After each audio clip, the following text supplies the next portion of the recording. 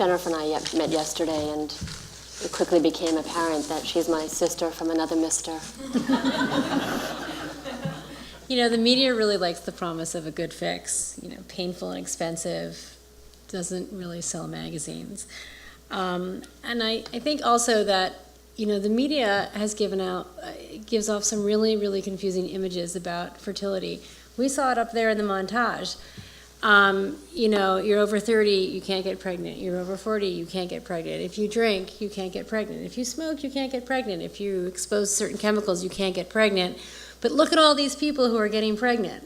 You know, these grandmothers, and people are really interested because it's that quick fix. It's interesting, it's sensational, it's complete BS.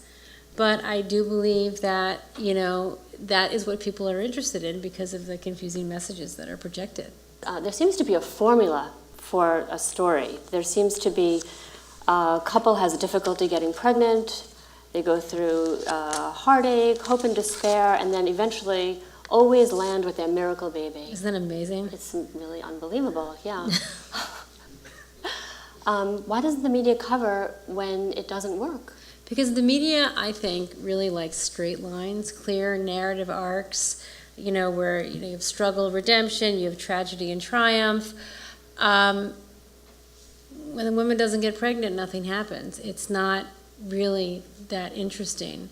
And once again, it really, really doesn't sell magazines. A few years ago when I did the story, This Woman Has a Secret for Self magazine, about the struggle that infertility patients go through, I was trolling the internet and listservs for couples to follow during their IVF procedures, specifically couples who were not telling their families or their friends or their colleagues at work that they were going through yet another IVF cycle. And in my heart, I was kind of, you know, I really wanted this couple. Well, anyway, I found a great couple. They let me witness their cycle at Cornell, and they were great people. In my heart of hearts, I had been through. I'm a former fertility patient. I really wanted them to succeed, but for the sake of the story and for the sake of women like me, like you, like probably a lot of women out here, I wanted them not to succeed because I wanted to show what that story would look like.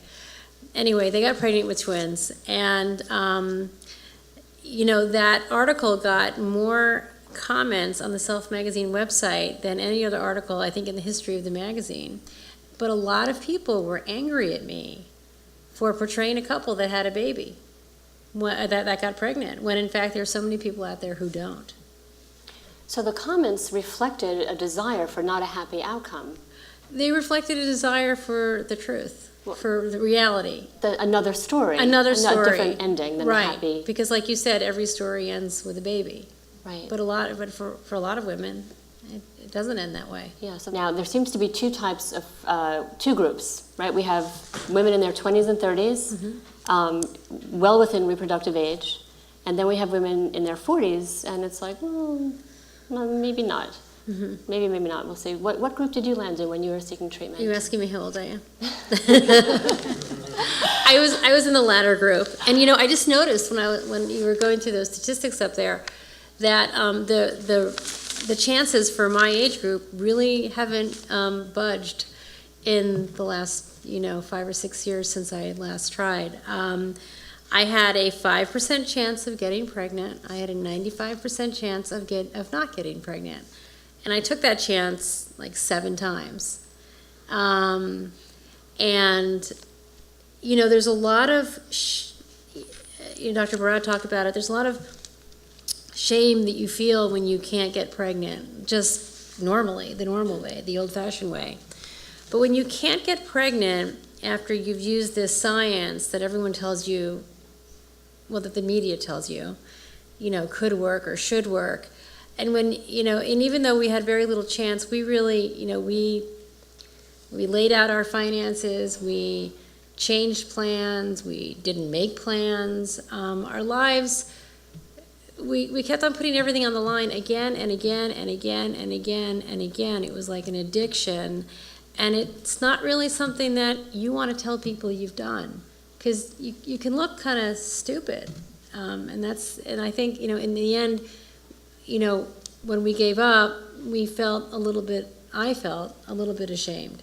And I think that a lot of people feel ashamed after they're done and after they fail that many times. And I don't think a lot of people really, really want to talk about it.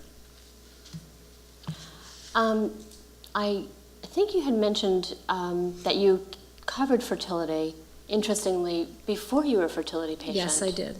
How has your thinking about it changed, or how did it change once you became a patient? Well, my husband's in the audience, and he probably remembers me coming home saying, "These women are nuts. I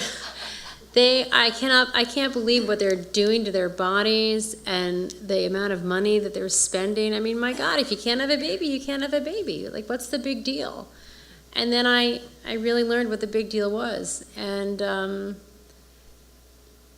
it changed the way I thought about everything. It made me a much less judgmental person and a much, I think, more compassionate reporter.